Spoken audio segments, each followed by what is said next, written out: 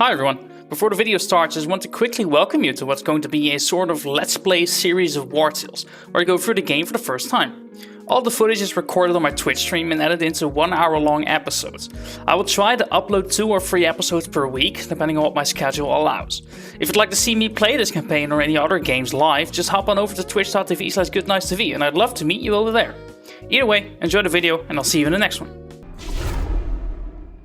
Good morning everyone. Welcome to Wartales. There were quite more breaths than I wanted to. How are y'all doing? It is Thursday today. Yeah, it's Thursday. How are y'all doing? Welcome back to the stream. Long time no see. I've been on and off for quite a bit in the last couple of weeks, but that's because I've got some shit going on. And December is a pretty busy month anyway. Regardless, I have started playing a new game, which I was introduced to by Manta. You know, Manta, my moderator, Manta the Ahsoka, big asshole. He introduced me to this game called Wartales. It's a big open strategy game with RPG elements in it, like what you'd expect from games like Baldur's Gate or Divinity and stuff like that. I've been playing it for a bit with him. I've also been playing it solo for a little bit. And I'm really enjoying it. I've played for about 10 hours or so. Something like that, 12 hours-ish. I've been learning a lot of stuff. And honestly, I figured why not just make a new save, make a new playthrough for the stream, right? And I would also just upload episodes of this on YouTube, because why not?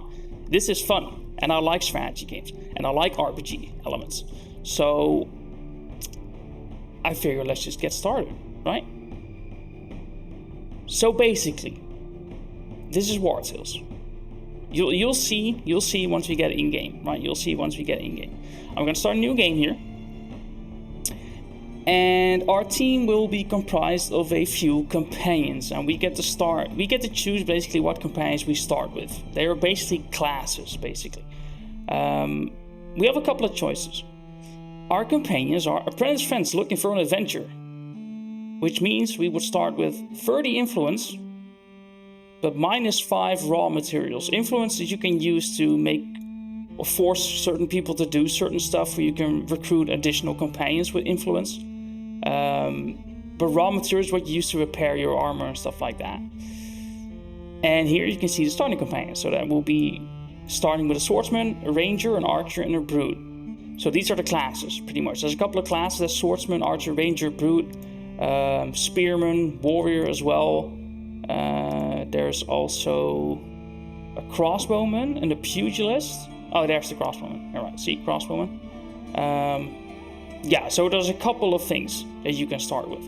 So we're basically gonna go through these starting options and we'll see which one we want to pick. This one is decent, like 30 influence.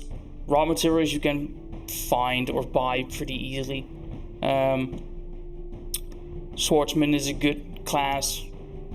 Archer's also always comfy. Ranger is like the rogue, the backstabber, right? And the brute can be basically both a tank or a damage dealer. Men escorting merchants who lost their employer. 150 crowns, which is the currency, but -2 medicine, which is what you use to heal your characters when they're injured out of combat. We would get a swordsman, a warrior, a spearman, and a brute. Okay. Deserters fleeing an abusive captain. +10 raw materials, but also +50 suspicion. So this game basically has a wanted system, like you'd see in GTA, I suppose. And the wanted system is depicted with stars. So basically, if your meter fills up, the guards will start chasing you, pretty much. And that can be a tough situation, since there's always as many guards as you have people in your party, always. So that is a tough situation. Swordsman, warrior, archer, and ranger, okay. Young farmers looking for a better life. 10 bread, -2 happiness. Happiness is basically what is a stat that like describes the happiness of your party, right, of the people in your party. If they get too unhappy, they bail. They just leave your party permanently, basically. We start with a brute, spearman, double spearman, okay, an archer. Bandits looking to escape the guard. 2 braised chickens, stolen. And 6 cloth also stolen. Starting with a brute, 2 rangers, and an archer. Okay. A shipwrecked pirate crew. Pugilist, warrior, ranger, and archer. 10 wood, minus 50 fatigue. Okay, well that can be solved. Basically, you have a fatigue meter on the overworld, and once that fills up, you need to camp and rest up, and then you'll be able to walk again. Associates looking for a village where they can set up their tavern. Cooking pot, minus 15 raw materials. Brute, who's a cook. You can change that anytime you want, I suppose. Archer, spearman, and ranger. Or brothers in arms, legion retirees. Again, braised chicken, crossbowman, warrior, ranger, brute. I'm gonna make a tavern anyway. I think that is one of the most fun things you can do in this game. You can actually make and run your own tavern, which generates you income. That's fucking amazing.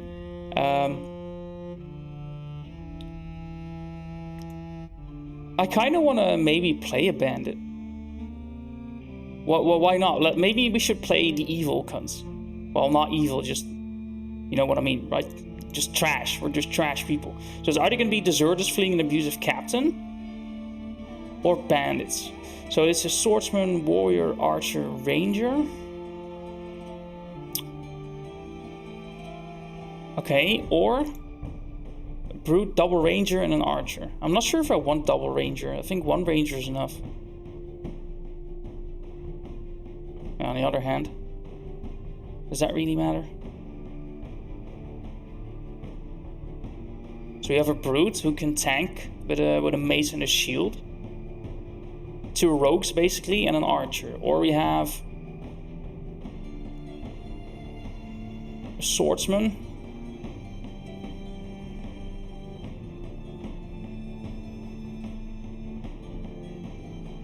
And a warrior who can basically they can both tank or DPS. And an archer and a ranger. Like, as far as starting companions go, I think I would prefer this. But you start with 50 suspicion, which doesn't even really mean anything. Like, 50 suspicion doesn't cause the guards to start chasing you. Brute, ranger. Nah, we'll start as deserters. Let's do that. Your companions are used to long walks. Reduce the speed at which the troops fatigue stacks, okay?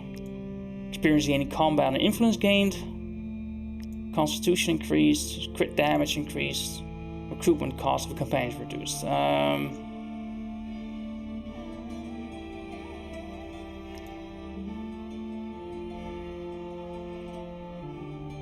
Let's do experience.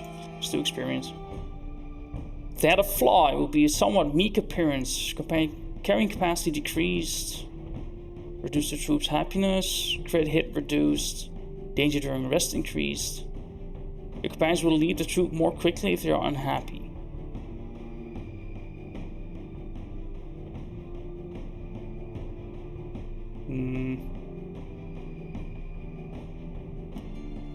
Normally I'd pick crit hit, but seeing as we have an archer and a ranger, I don't want to reduce crit hit permanently. I kind of don't. I mean, this only happens if they ever go unhappy, right? But that...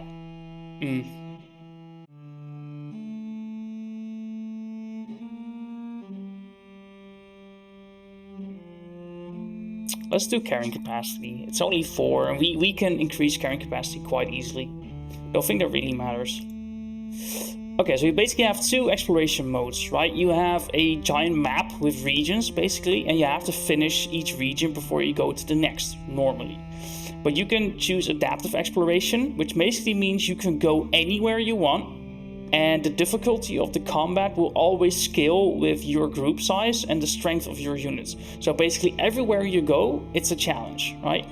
If you pick region locked, you'll start in a region that's suitable for your level. And as you go on, basically you'll have to go through each region in a order of levels, right? You'll start in a level 1 region, for example, and you can't go to a level 20 region, right? Because you'll die. So you basically have to go through each region in order, and adaptive exploration means you can go anywhere you want. I think I want to go region locked for now, because I'm still quite new to the game and I just want to get you know, just want to experience the story as well.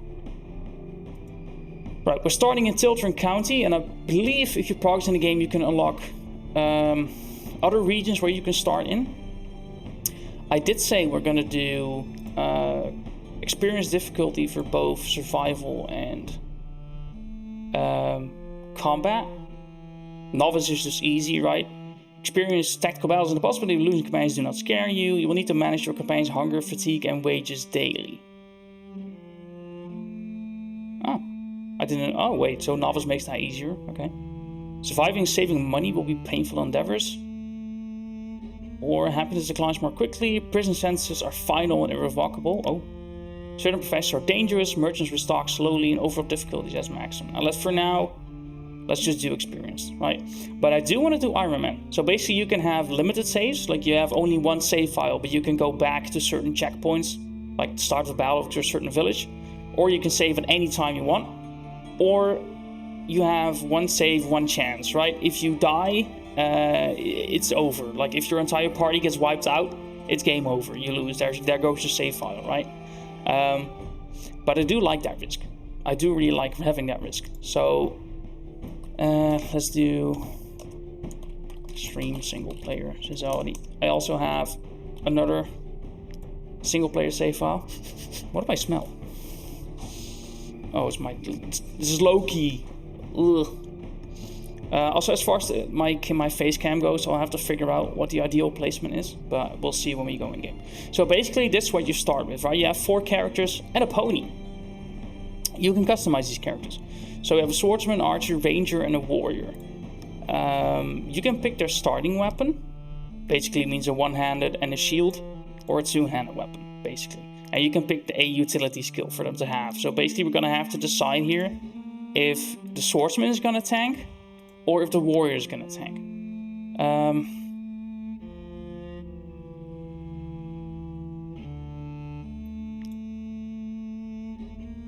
I think the warrior is more suited to just going all balls to the walls with axes. I think he deals a little bit more damage than the swordsman, especially at the start. So let's have her be tanking, or him. I'm not sure yet. Yeah, we can give them taunt as well.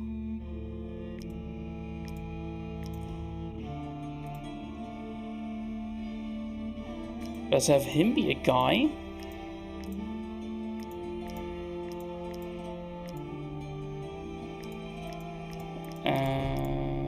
Something like that. What kind of hair do we want to give him? Oh no. Oh no. That could be not so bad. Oh, this is also fine. Facial hair, of course. How could you do without facial hair? It's not allowed. Uncovered face is not allowed. You can change their clothing color a little bit. Let me check faces again. Maybe? Sure. Should we rename it? What should we rename it to? Valdric's not bad. Now let's have him be Valdric. He can be Valdric. So yeah, sword and shield. You can choose the traits for them to have. If you pick one, that's fine.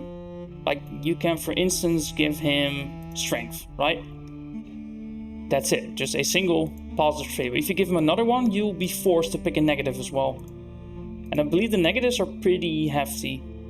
Yeah, so he'll eat one more food each day. That is not that big of an issue, but it's annoying. There's 20% less profession experience, 5% less experience overall. Movement reduced, crit hit reduced, carrying capacity reduced, willpower reduced, or must consume alcohol with every meal. Some of these are not that bad, but they're just minor annoyances, right? I might actually give him crit hit reduced. He's a tank. I think I'll just give him strength and constitution. Why not? It's not that bad. Okay, let's have her be a woman. Well, a woman cannot have facial hair? Discrimination. I call discrimination. What kind of hair does she have?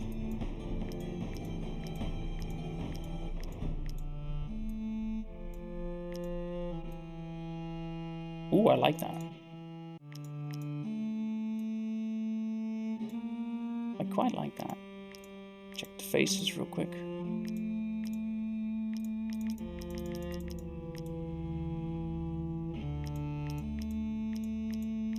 Which one was it? This one, right? No. This one, yeah. Yeah, that's the one. Wait, what's this? Oh, that's a bit much. Oh, let's do this. Let's do this.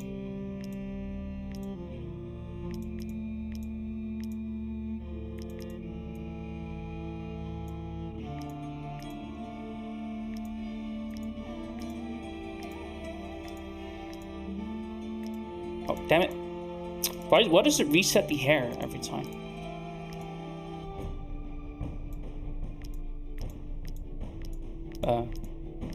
Oh, no, there you go. That was the one. Sure, let's do this one. And... oh yeah, you can choose her starting weapon. But she can either disengage and run, heal dying ally, or gain deafness. I think deafness is quite good. Increases her range for that turn. Let's call her... what shall we call her? Think of a female name. We'll call her Holly. Why not? Right, let's give her some traits. Let's give her crit hit increase and dexterity increase. But she will...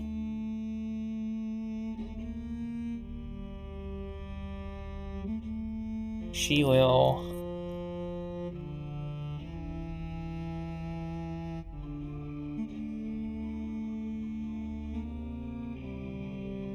have less carrying capacity. Yeah, sure. It's not that big. Okay, we have the rogue. Let's make him an utter scumbag.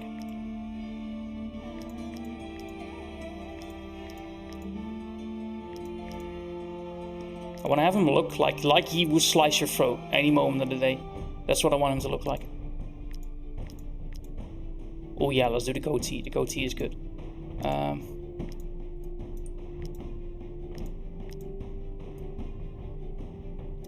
Yeah, I want him to look like he would just sneak up to you and slice your throat for like no reason. That's what I want him to look like.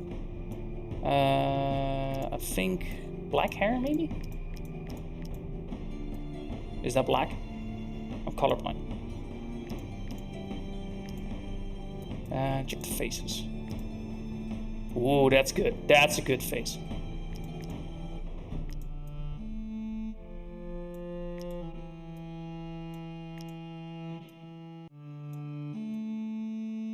Sure, I like this hair. Why not?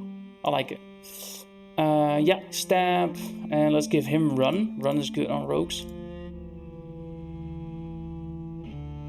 Raph is also kind of good though.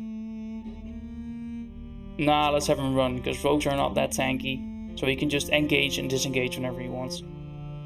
And let's give him... increased dex. And...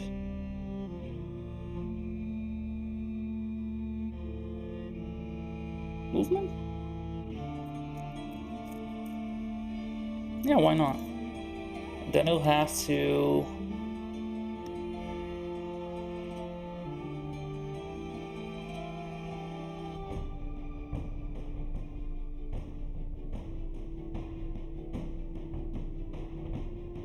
he's a glutton. Why not? He's a glutton. And we'll call him...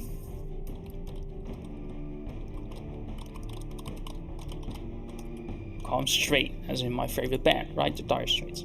Okay, I'm thinking of giving him...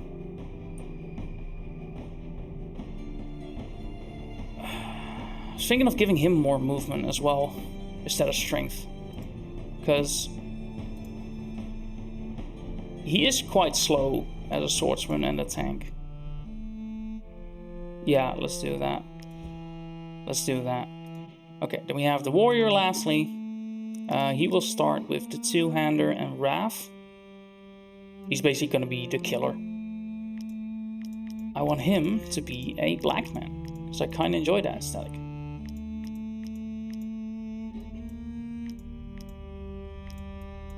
And they have cool hairstyles as well.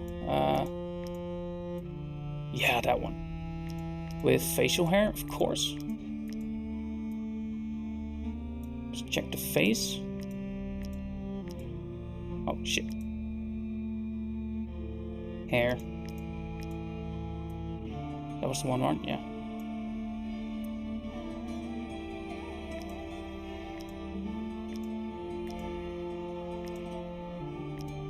Yeah, okay, then we'll pick that one. Any other facial hair options? Ooh, I like that one. I like that one very much.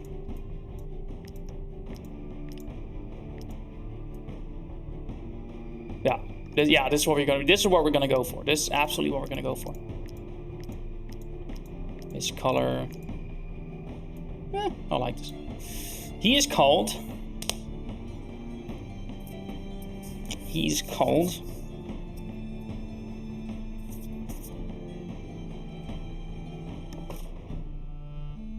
What is he called? What do you call him? What do you call him, chat? Because Ospitals is a fucking shitty name. Let's call him... Wait, what's this?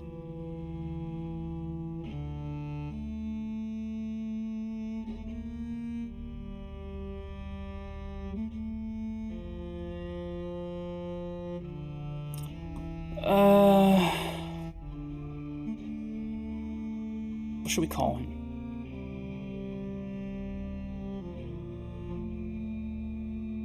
Normally, I'm quite good at picking names.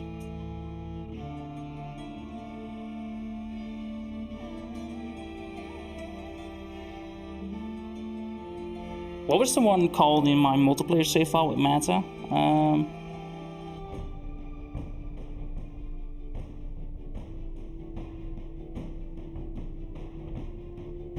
Oh, wait.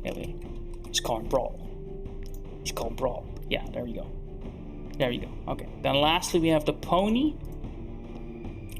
Ponies are basically just your carrying capacity for the most part, but you can actually have them fight in combat. You can turn them into a war horse, and they can fight with you. Let's call him Roach. I've played too much Witcher. Let's give him increased carrying capacity and Constitution. Oh yeah, yes. You can have your horse be a drunkard, but you can have your horse have to consume alcohol at every meal. That makes no sense. Fine, he's unlucky. There you go. I'm not sure if we're gonna have him fight, but in case we will, he'll have more health, right? Okay, that's the pony. One final check. Sword on board and taunt. Yeah. Aim, crit hit, dexterity, carrying capacity. Yep. Stab, run, nimble, movement. Yeah. Okay. Oh, we forgot his traits.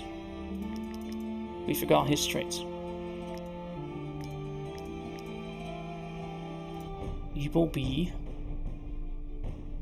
strong.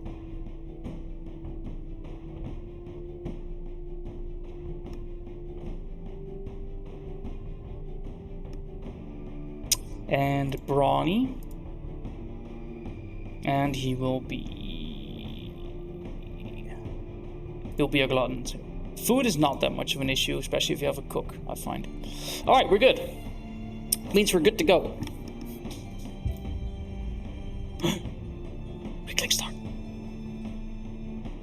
Okay, time to check where I should put my face cam, because I don't know.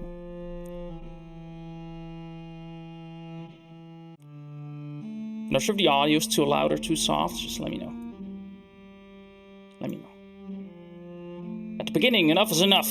After bearing the horrible captain's abuse for far too long, your companions can finally enjoy their well-deserved freedom. Although, deserters are never a welcome sight, be it for their former colleagues or the locals who regard them as traitors for some reason. They will need to keep their heads down while still making a living. Yes, sir. Okay, let me put my face cam down here, I suppose.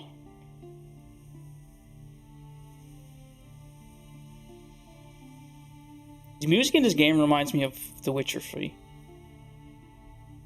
Especially in Skellige. Okay, well, I think this should be okay. Things should be okay. So basically, this is the world map, right? This is the region we're in right now. This is Tiltren County. There's 29 locations to discover, 29 locations to complete, and this is basically the story. This needs to hit 100% before you're able to go to the next region. But I believe the map of the entire world is fucking huge. And you can also go on to sea, because that's DLC, where you can basically have a pirate ship. I haven't done that yet, and I don't want to do it yet either. But you can also have a tavern, and there's another region that they added through DLC. Okay, so basically these are our companions. This is the knowledge system, which will teach you certain skills for the group. This is the scenario for the story for the region, and this is our suspicion right now. So we started with 50 suspicion, which doesn't mean anything. If you hit 100, that's going to be your first wanted level, and then the guards will start chasing you. So basically you just walk around the world map, collect stuff. So here's the influence, happiness, valor points is for combat, food, and this is our income. This is our gold, basically. Let me collect the iron. Bandits, a hoodlum and a poacher. Oh yeah, sure. 2v4. Yeah, sure, go for it, man. Return comes, play any unit you haven't used in a round. You can find out which enemy will then come into play. Yeah, so basically you have a timeline here, which you are used to from other strategy games or RPGs that have such a system, right? So basically this means that any of my units who haven't done any actions yet this round can be played. And then you'll see the first enemy that's going to be up is this hoodlum right here. Then will be the poacher, and then the round will end, it will start over, pretty much. So, since Valdric is our tank, he's the one with the most guard right now, which is basically just flat damage reduction. Straight doesn't even have guard. Neither does Brawl, and neither does Holly. So basically, Valdric is our tank. He wants to engage the enemy first. And engaging actually means something in this game. Because if you move up to him and attack him, when you perform a melee attack on a free enemy, you engage them. An engaged unit can only attack their engaged opponent and has a higher chance of taking critical damage. Take advantage of this with your other units. An engaged unit is exposing their back, attacking them from behind to get a bonus. So basically he is now forced to only attack me. But there are certain skills that your characters, also enemy characters, can use to break free from that engagement. Hold on, let me put my face cam up a little bit more, so I don't cover the timeline. There you go. Basically, like what Straight has. Straight has run, right? Disengages and moves in a straight line up to 5 meters. So basically, if I were to engage with Straight by attacking someone, he can also just bail for one of these valor points. So certain skills require the usage of valor points, which you'll gain when you rest, but also from certain other skills in combat that will unlock later. So basically, Valdric has done his movement. He can now spend a valor point to taunt him, but he is already engaged onto him. This will also give him a weakening debuff, which will reduce his damage done by 50%, but we don't really need that right now. So then we'll end Valdric's turn, and then any of the other three can go, basically. And he's got a bow, doesn't he? Yeah. Okay, what we'll do... Can she reach? She cannot reach, but if we do deafness or aim, which costs a valor point, she'll get more range, like so. And her precision is enhanced. And I think what precision is, I'm not quite sure yet. I think precision is your chance to hit. But I can't really find the precision stat anywhere. but I think it is your chance to hit. There you go. Get fired upon. See, and then he's gonna attack Valdric, who's now been poisoned. Poison's quite nasty. 5% of your max health at the end of your turn, and that stacks. So basically, if you were to get 6 poison, this starts to hurt really bad. But we can also use poison if you want to. Not right now, but sometime. Oh, it's his turn again after this. Okay. Maybe I should have put an enemy over here. Or a party member, rather.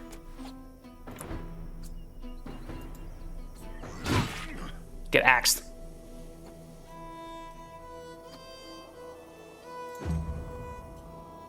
Straight is quick, but not that quick to get to that poacher over there. But okay, so if you have multiple allies around an enemy, they are surrounded. Basically means they take increased damage. Stab. Well,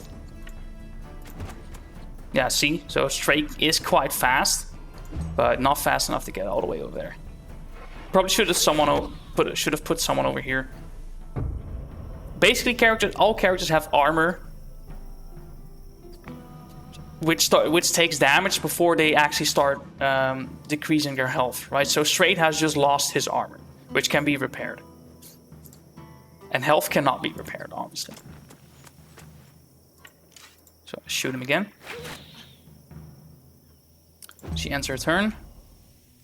Then Straight walks up to this guy. Stabby. So basically there is a meter here, like you would see in sort of like Total War, for example. If you play Total War Warhammer, this is similar. So this shows how many allies you have, this shows how many enemies there are. Above these checkpoints right here, or milestones rather, your units become galvanized, which means they do increase damage. And if you go above this milestone here, your enemies will flee. You have the choice to let them flee, or you could just stay in combat and kill them for more XP, which is usually what I do. Unless your characters are like in danger of dying or whatever, then you might as well just end it now. Yeah, they've been, so they can't do another turn. Sure, let's have Brawl get some XP in. Okay, if you last hit, that character gets increased XP, I think. Not quite sure, but that's what I think. Alright, so we get loot. Human remains. I haven't taken human remains yet, but I do know there's a skill over here somewhere. Yeah, here, cannibalism. Your troop is prepared to do anything to survive, including eating their own. So you can have your group eat human corpses. But I believe if you have human corpses on you and you get caught by guards or whatever, then you have trouble. Like, they don't really appreciate that. Seasoning, that's for cooking. Yeah, so you have all kinds of professions as well, which we'll go into a little bit later. A damaged dagger. Okay, so here we can repair everyone's armor that has been broken, and Brawl leveled up. Leveling up means you can, at certain breakpoints, pick skills from this tree right here, and you can increase one of their attributes, basically. So we want Brawl to be a damage dealer, right? There's a couple of archetypes you can pick here for his warrior class, basically. So he can either be a sentinel, which means he'll get more health, plus 3 constitution, which is more health, right? They can equip heavy armor, and they gain a skill that costs 1 valor point to get himself and all units in the area reposed, which means next time they are engaged upon, they attack in return, basically. So you get a free counter move. Or you can make him an executioner, which means he'll get +1 strength, he'll be able to equip medium armor, and he'll get a move that costs 2 valor points, which deals 3 damage to all units in the target area. And you attack 1 time for each unit in the area. So basically, if there's 3 units in that area that you're attacking with the skill, you'll attack 3 times. So you do 9 damage to everyone in that area. So that's just big AoE, right? Or you can give him Berserker, which means you also get +1 strength, also medium armor, but he'll get a different skill than Cutting Maelstrom. He'll get Rampage, which deals 3 damage, 3 times 3 to 4 damage to a single target. And if you crit, you get Fury. I like this. I like this because this means he'll just be able to wreck a single enemy, basically. I haven't tried Cutting Maelstrom, but I do think I want to try. I want to try Cutting Maelstrom. So we'll have him try that. We'll have him try. And afterwards, each time a unit takes damage, you get a Valor point. Every time he attacks multiple enemies, you gain a Valor point. Or every time he engages combat, you gain a Valor point. Obviously, we're going to probably give him Valorous Chain, since that synergizes. So every time they gain a level, you get points that you can use to increase their attributes. Sometimes you'll have certain skills or attributes which you can give 2 points, and this is just completely random. So I can now give him +1 strength, +1 crit hit chance, or +2 movement. But there is a skill later on that you can use to influence that, basically. So I don't mind movement. +2 movement is really good, so I'm actually going to give him that. I'm going to give him that. Alright, we also picked up a dagger, and we have a dagger user in straight right here. He has a rusty shiv, +2 dex, and the stab skill. This has +3 dex. He'll lose the stab skill, but he get poison. Resumes 6 to 8 damage to the target and applies 1 poison. So that is this is better than what he has, right? And then we'll just be able to sell this.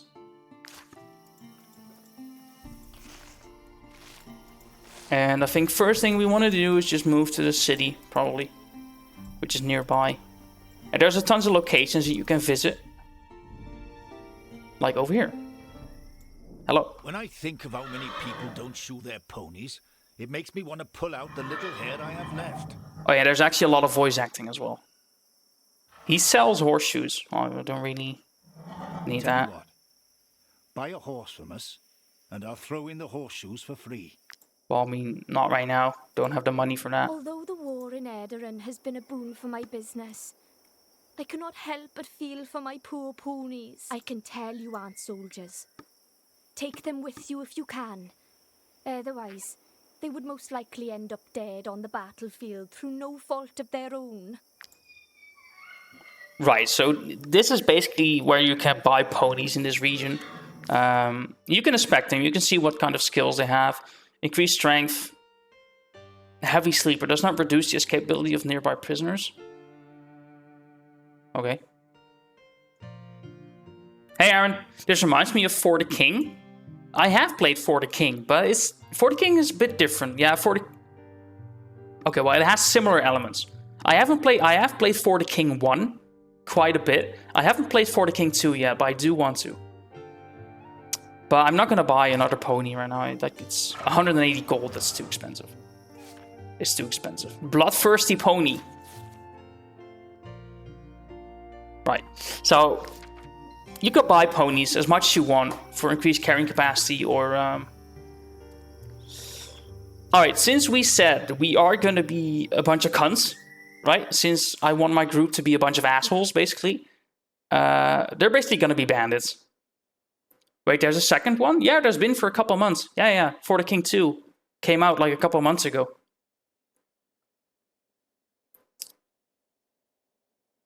Straight is going to be a thief. Wait, can I unlock thief here? Oh yeah, here, new profession, thief. Straight is going to be a thief. He's going to be a stealing asshole. He's going to be a kleptomaniac. But as you'll see here, if I want to steal the wheat, that will give me 35 to 65 suspicion. And if we hit 100, we'll get a wanted level, right? Which means there will be more guard patrols, and they will start searching us out as well. So I think... if you were to get 65, that would put us over 100. The max we can take is 56. Balls to the walls. You'll be wanted by the guard for this, Seth? How do you know?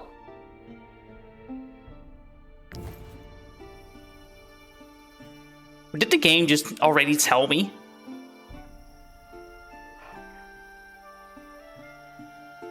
You're wanted for the following reasons. Theft in plateau stables, stolen items possessed. Okay, well. We'll find a way to deal with it. I do know once you unlock...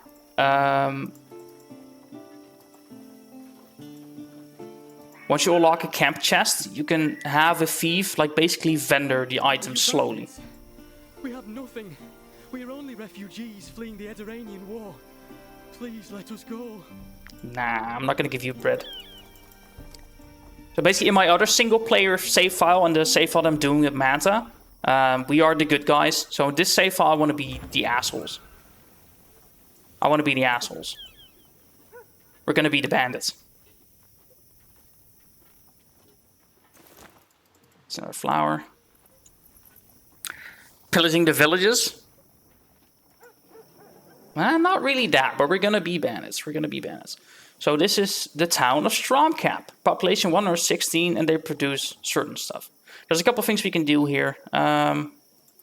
There's this inn where we can pick up... Might you be looking for work? Bounties. Vanquish Merle's squad. Merle's squad must have inconvenienced the wrong person, and now someone's willing to pay to get rid of them. So basically kill a bunch of other bandits. You have varying difficulties. You have easy, hard, and average. Yeah. We're just going to pick the easy ones right now, because we are on an Ironman save file, right? So if our characters die, it's game over. Help requested. A group of drunkards have decided to square off with the refugees. They must be stopped before things get out of control. Okay. Yeah, then that's all we're going to pick up right now. Yeah. Right. And you can also... Service, provided you pay me handsomely. Basically, you can recruit more people into your group. So you start out with 4 companions and a horse. But you can recruit more people into your group. But what you need is... basically, if I to recruit more people, that means I need more food and I need more money. Because every so often, you actually have to pay your companions. Right? You have to pay them their salary. Basically. Yeah, it says here, right? Crowns are the basic currency. You must pay companions wages every 3 rests. So in 3 rests, I'll have to pay them 57 gold. I'll have to pay them their salary. So for each companion that you have, you naturally need more money, right? And also food. Because they all need to eat food, right? So this crossbowman earns 5% more experience and has 5% increased strength. Strength does nothing for him, because it's a dexterity-based class, and I don't need another companion right now. I'm just checking what we have here. Hardcore? Yeah, basically, yeah. I want to see the world before settling down. So I have 4 companions. If one were to die, I can just recruit another one, right? Even though that would still suck. But if all my companions die, it's game over. What are you? You're a brute. Cooperative and clever. Like I said, not recruiting right now. Just want to see what we have. Another crossbow. Okay. And this is the informant. You. Yeah, you.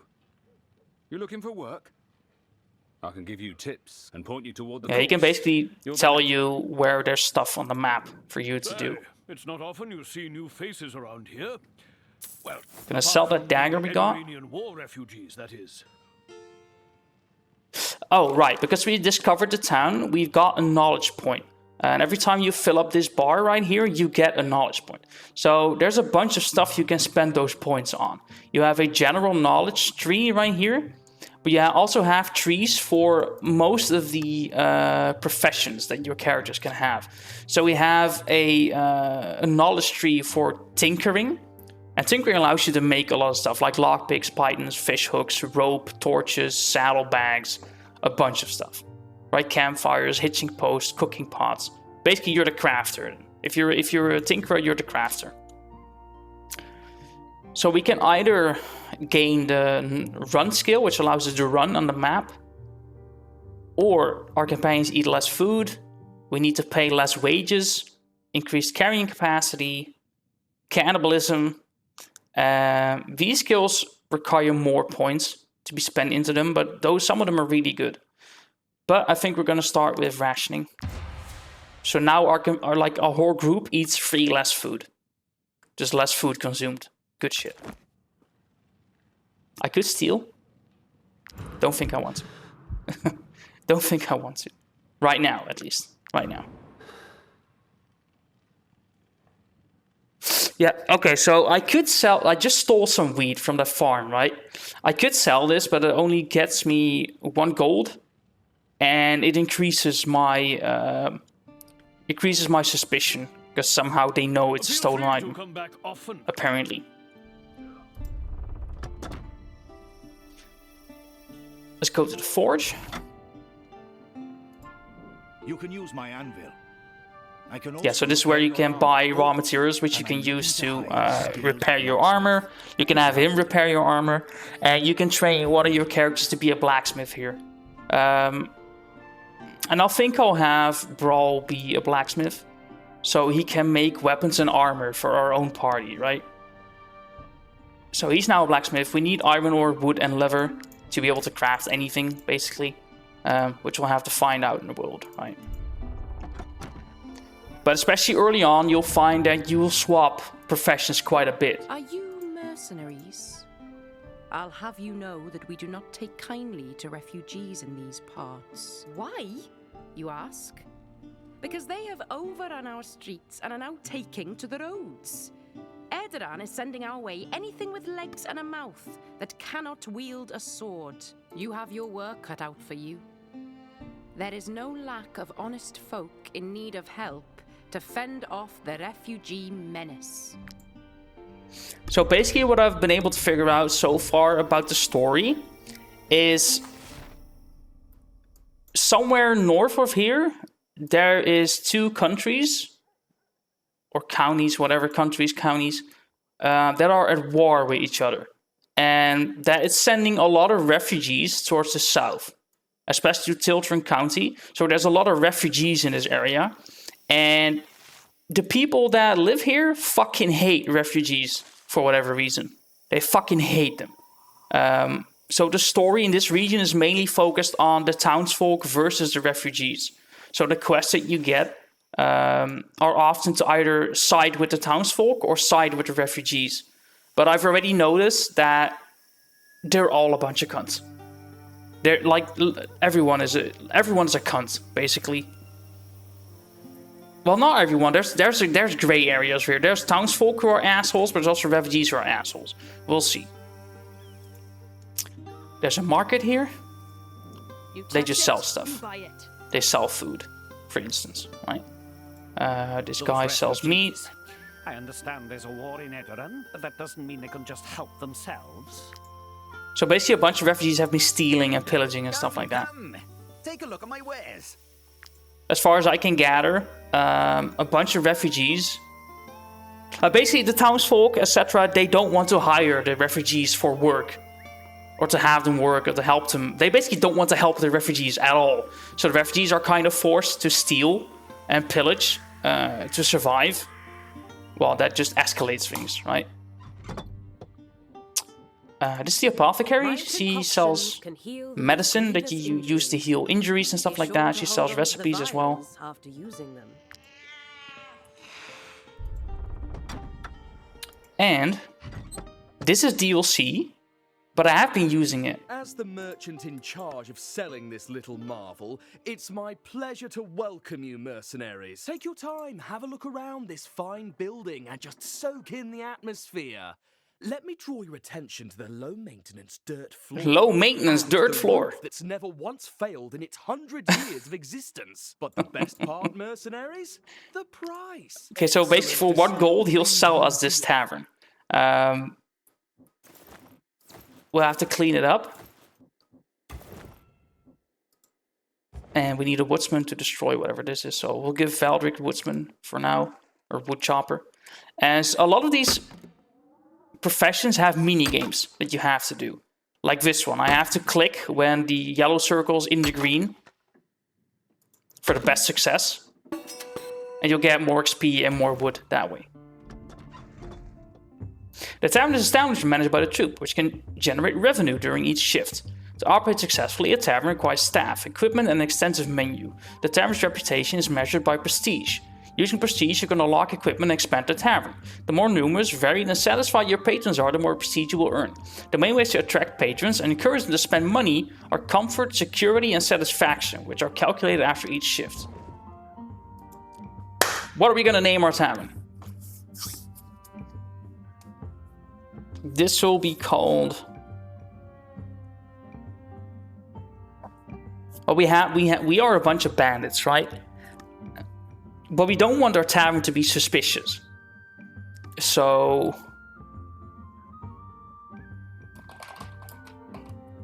Suspicious tavern.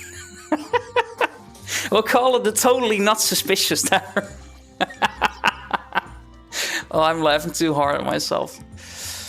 Okay, so basically, we now have a few open job positions. We need a tavern keeper to run the tavern. We need cooks to make food, a brewer to make alcohol. You can hire a bard, a bouncer to throw people out, and a thief who can rob people, basically, in your own tavern, right, to make more money.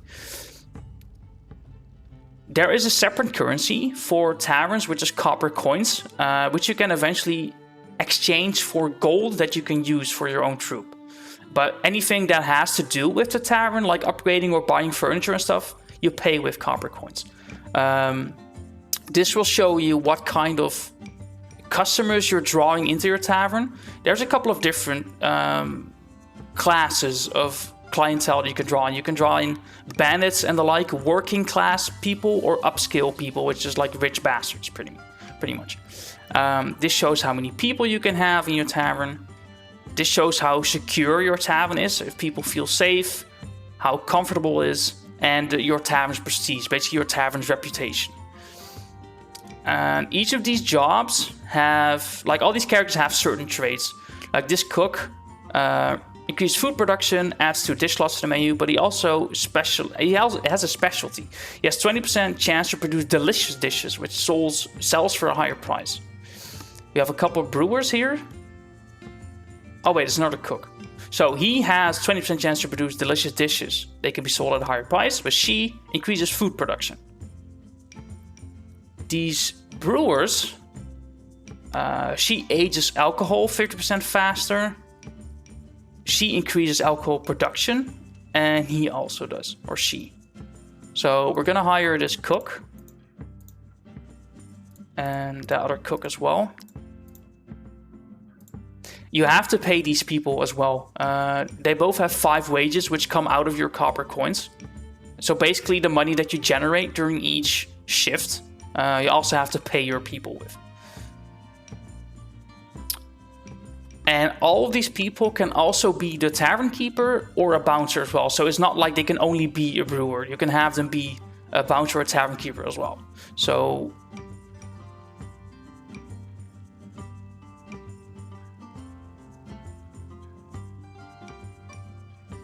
is there any difference in tavern keeper skills? So she attracts upscale patrons and increases prestige gains. She attracts working class patrons and lowers the supplier's prices. Basically, when you cook food, you have to buy ingredients. That happens automatically for a certain price, but she decreases those prices. Attracts working class patrons, increases prestige gains. Let's have her be the tavern keeper.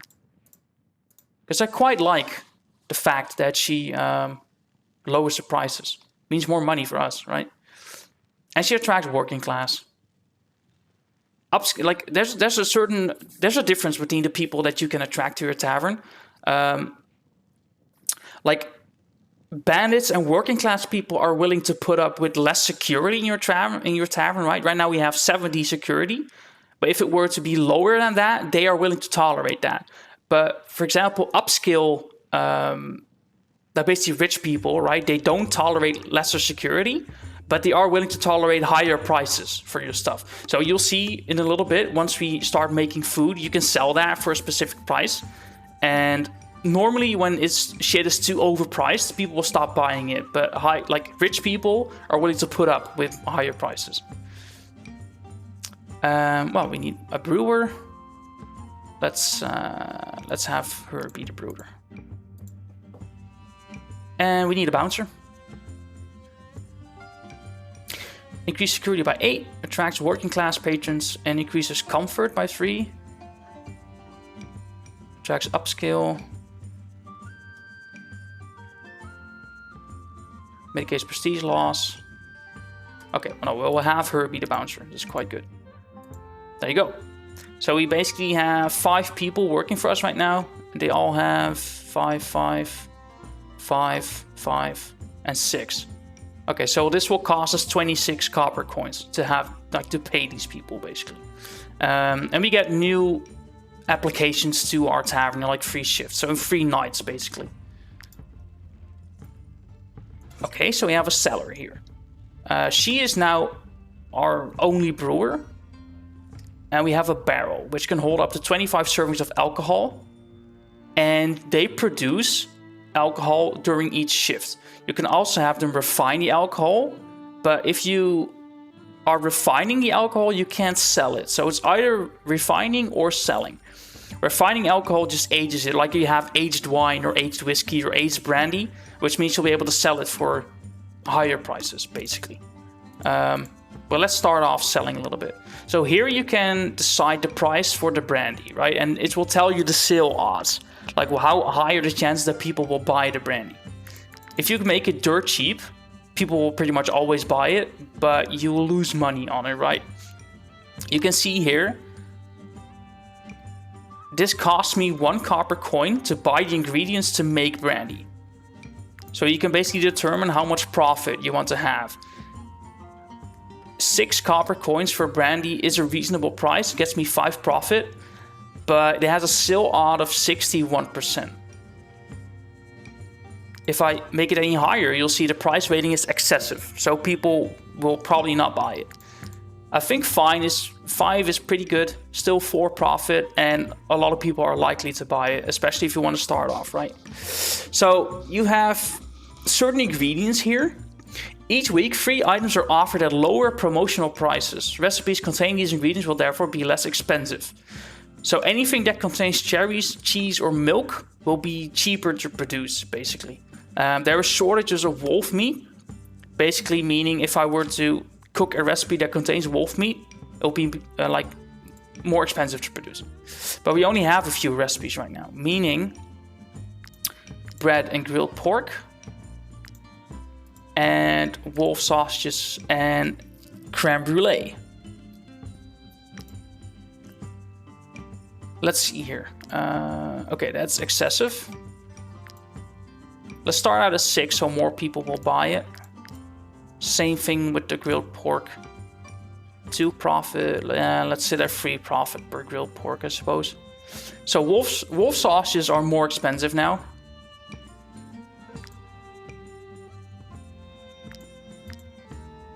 If I drop it to 11, more people will buy it, but I would make no money because it costs 11 to buy the ingredients right now, 11 copper coins. And if I do this, I would actually lose money on it. So I think I'll leave it at 12 and will not be as likely to sell it. The creme brulee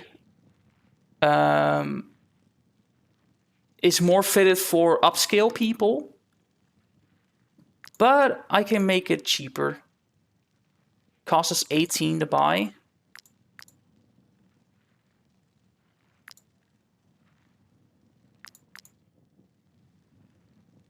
Yeah, fine. Leave it at 21 or something. We'll see. Should be okay. Especially at the start, I think we should be willing to do it a bit less profit and just sell more to have more people come in.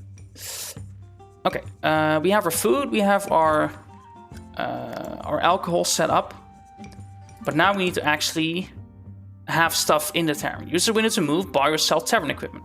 Increase the tavern's prestige to unlock new types of equipment. So we need a table, otherwise there's nothing for people to sit on, right? There's a table. And 4 people can fit on that table. What's this? We have a wall torch, which increased security by 2. So let's put up a torch. You can also buy another barrel. Or we'll loot, which allows us to assign a bard. And we can change the way the tavern looks.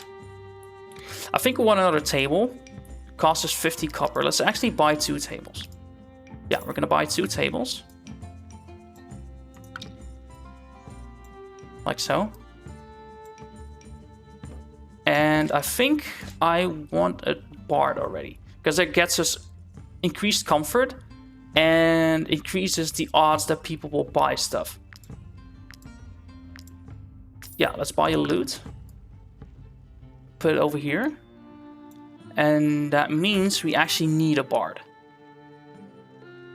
Oh, there you go. Increase comfort by 11, increase sale odds by 70% for all patrons in the area, and area of effects increased. That is perfect to start with. So he's going to be our bard. As you can see, he's now playing here. He's playing his music.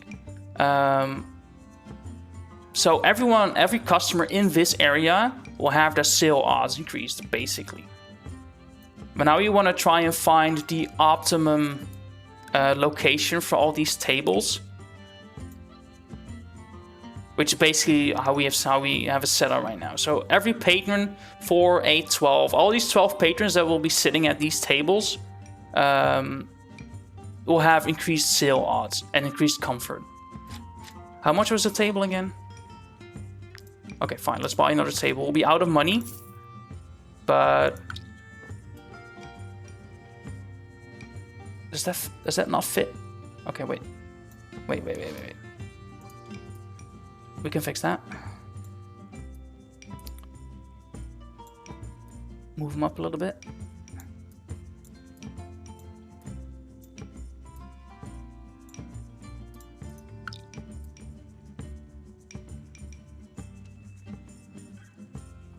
Wait, really?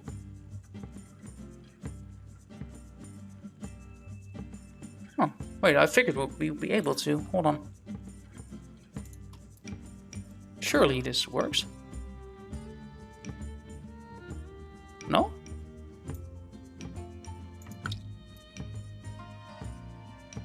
We can't fit this in here? Oh, apparently we cannot. Can I rotate this?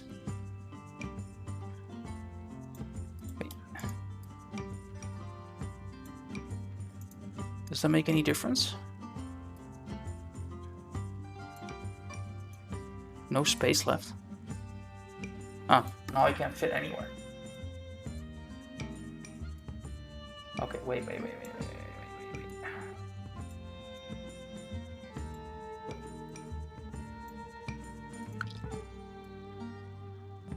Okay, that doesn't quite fit. Doesn't completely fit, but it's okay. It's okay. At least these two will...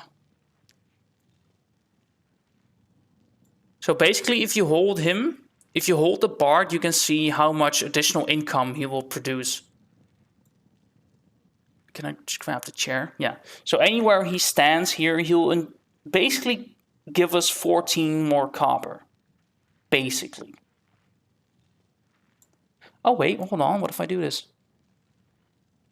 Oh, there you go. There you go, that works. 16. Yeah, you'll get a 16 more copper just for playing his music, right? Okay, we're out of copper. Our staff is set up. Our cellar is set up. I think after next shift I'll buy another barrel. We've got our cook set up. Yeah. So basically whenever I'm resting at my camp, there will be a shift in the tavern, and they will do their stuff and they produce money. And there's random events that can happen in the tavern. Oh wait, I forgot something. Oh, but she doesn't have any influence, right? No, she just stands there. Okay, she just stands there. We've been to the apothecary. We've picked up some quests. Been to the market. All right.